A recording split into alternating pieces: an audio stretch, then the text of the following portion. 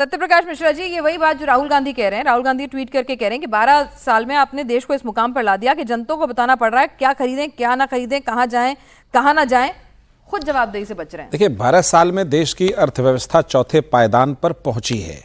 इसके लिए राहुल गांधी जी को थोड़ी बधाई दे देनी चाहिए, फिर उनसे बात करते। वैश्विक संकट जब आया हो, प्रधानमंत्री जवाहरलाल नेहरू ने भी देश से अपील की थी कि इसका असर भारत या अन्य राज्यों पर वैश्विक संकट का पड़ता है।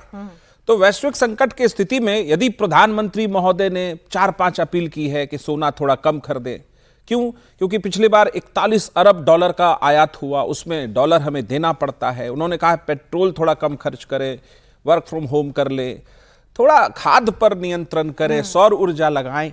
अगर देशवासियों से देश का नेता प्रधानमंत्री वार्तालाप ना करे, अच्छी बातें नहीं बताए, मार्गदर्शन ना करे और वैश्विक संकट की जानकारी के अंदर जो देश की हालात है उसके बारे में ना बताए, तो प्रधानमंत्री क्या करे फिर? बहुत अच्छी बात है, लेकिन यहीं होल्ड ऑन, यहीं बहुत अच्छी बात है, बहुत अच्छी अपील है। हम तो कह रहे हैं कि भाई ये अपील जो विपक्ष ने यहाँ पे एक पॉइंट उठाया, वो कह रहे हैं कि ये अपील जो है वक्त रहते कर लेते। राहुल गांधी तो कह रहे हैं कोरोना काल में भी ऐसे किया था, वो बेचारे चिता रहे थे, उन्होंने तब भी चिताया जब स्ट्रेट ऑफ हॉर्मुज बंद हुआ कि कुछ देख लीजिए संकट आ रहा है, ये आ रहा है। तो आप इलेक्शन के बाद जागते हैं, उन्हें टाइमिंग से प्रॉब्लम है, अपील से प्रॉब्लम नहीं है। इलेक्शन इस देश में one nation one election theory आया है ना। नहीं, जब तक नहीं आ रहा तब तक टाइमिंग पे प्रॉब्लम है सर। प्रश्न उठाता हूं, कांग्रेस किस दिन तैयार हो रही है वन नेशन वन इलेक्शन पर? देश में इलेक्शन चलता रहता है, आप उसका बहाना ले रहे हैं। हर राज्य में हर साल कोई ना कोई चुनाव रहता है, तो आप कहेंगे वो टाइमिंग है। Congress one nation one election के लिए कंधे से कंधा मिलाकर तैयार हो जाए, वो हो जाएगा। सबसे बड़ी बात क्या है कि देश का प्रधानमंत्री देशवासियों के प्रति चिंतित है, ईमानदार है और पारदर्शी व्यवस्था में उन्होंने ये बात बताई है। देश इसका स्वागत करेगा। क्यों करेगा? क्योंकि देश को पता है कि मेरा प्रधानमंत्री मेरे प्रति जिम्मेदार रहा है और आगे भी जिम्मेदार रहेगा।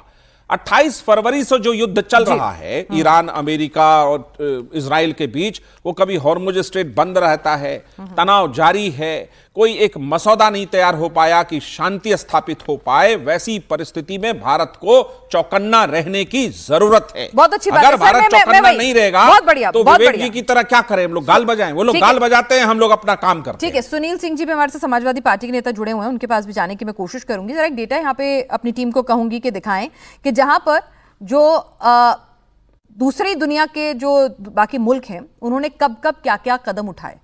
जैसे ही संकट आया, ऐसा नहीं था कि सब तमाम लोग जब ये संकट आया उसके लिए क्या क्या तैयारियां करनी शुरू की, पेट्रोल के दाम वहां पे बढ़ने शुरू किए, कहीं एनर्जी लॉकडाउन जो है वो लगाया गया।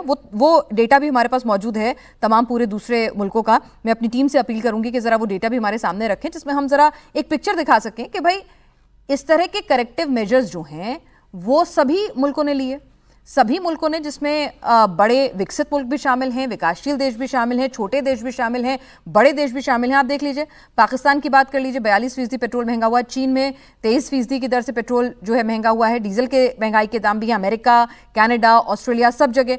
भारत है जहां पर पेट्रोल महंगा नहीं हुआ है। तो यहां पर एक बात बताइए यहाँ पर विवेक जी, अगर अभी, क्योंकि अभी सुनील जी नहीं जुड़े, नहीं तो मैं उनके पास भी जाती, विपक्ष की तरफ से भी आप अकेले बैठे हुए हैं भाई, अगर पूरी दुनिया ने करेक्टिव मेजर लेने शुरू किए, वहां भी इसका असर हो रहा है, एक वैश्विक संकट है, आपको तो बधाई देनी चाहिए। आपके प्रधानमंत्री ने इतने लंबे वक्त तक आपको उस झटके से बचा के रखा।